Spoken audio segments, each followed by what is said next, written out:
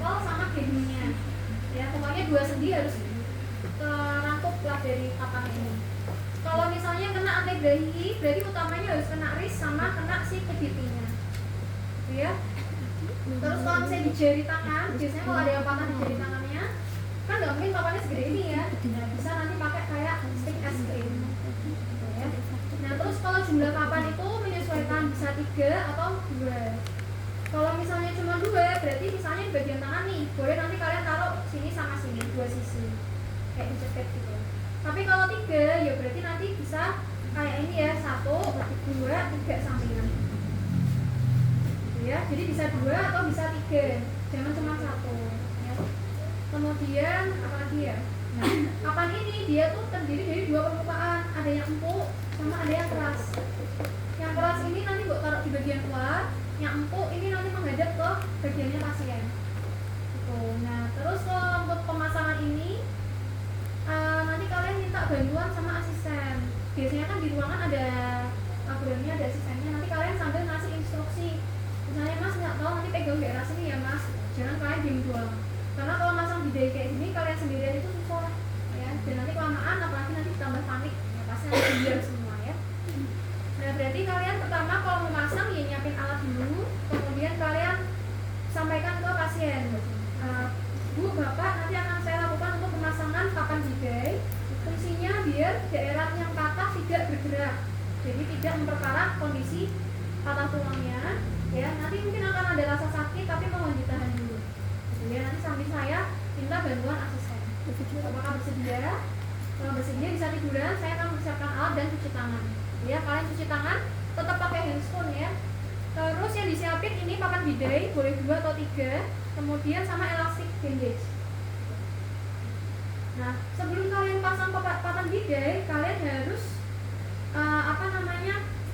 melakukan realignment. Jadi realignment itu kalian membenarkan posisi yang patah, kalau bisa semirip anatomisnya. Fungsinya biar takutnya nih kalau pada saat tulang patah, fragmennya itu bisa aja nanti kena atau masuk ke bagian otot atau bahkan ke vaskulernya. Nah, jadi kalian bikin biar seminimal mungkin tidak kena ke area sekitar yang patah tadi ya. Kalian lakukan realignment sambil pakai handphone ya. Kalian lakukan realignment sambil nanti kalian kontrol atau kalian follow up, bukan follow up ya, tapi kalian cek ulang daerah arteri distalnya, apakah masih keraba atau enggak.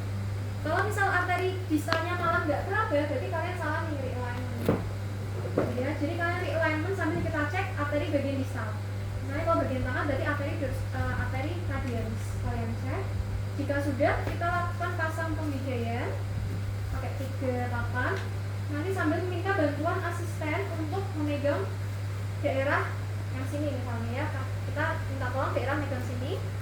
Nanti kalian gulung itu dari bagian distal ke proksimal ya. Jadi dari yang ujung dulu baru ke yang dekat sumbu badan. Sambil kalian angkat, kita lakukan pembidaian. Kalian gulung.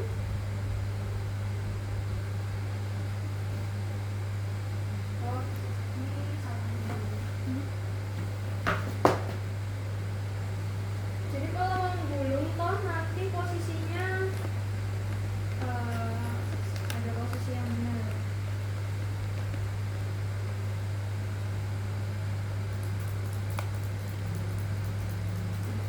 Jadi kalau kalian gulung pakai elastik dari sini, posisi gulungannya itu bukan nutup kayak gini ya, tapi yang terbuka gini.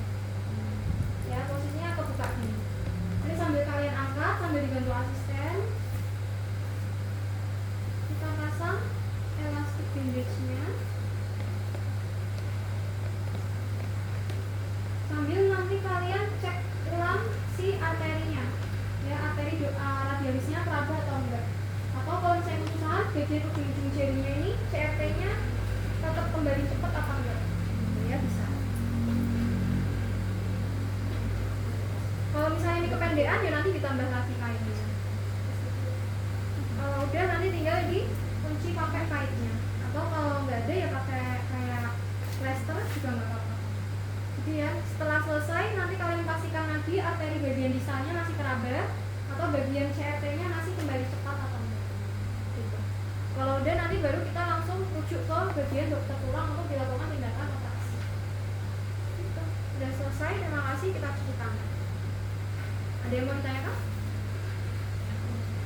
Ada yang apa? Kalau tangan bedanya tangan posisinya gini atau Bisa nyepit kanan kiri gini nggak? gini, karena tangannya lurus gini. Iya, terus.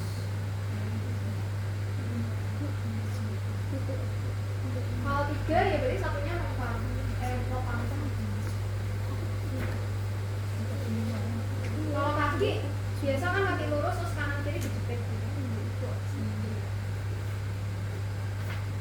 Ada yang mau ditanyakan? Ya, itu pakai reliance Gak usah. Susah kan soalnya reliance kayak gitu nih. Kalau clavicula itu kan bisa pakai arm sling atau kalau di skill kan pakainya yang figure of 8. Ya, figure of 8 itu misalnya yang sakit bagian kiri. Nah, nanti yang kanan kalian gulung dulu 1 atau 2 kali di bagian lengan kanan, terus nanti baru muter ke belakang. Berarti kalau dia yang sakit apa? Mulai yang nggak sakit, diputernya dari yang nggak sakit dulu di lengannya, baru putar ke belakang. Jadi kayak dikunci dulu awalnya itu loh di bagian lengan. Kalau saya disuruh membusuk dulu. Ya, tetap membusuk terus nanti baru diputer-puter tadi.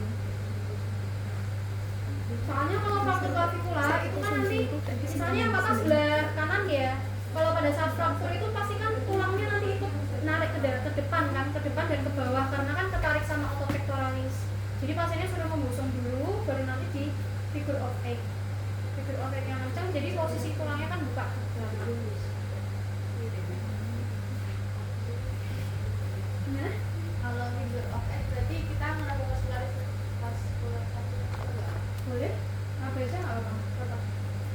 Yang sakit yang nggak sakit pasti normal. Ambilnya yang sakit dong. Ada lagi yang mau tanyain? Boleh daerah kubiti, boleh apa radialis boleh juga. Kalau itu kan armsling ya, tapi pakai apa kitela gitu ya. Jadi nanti pakai kain sedikit.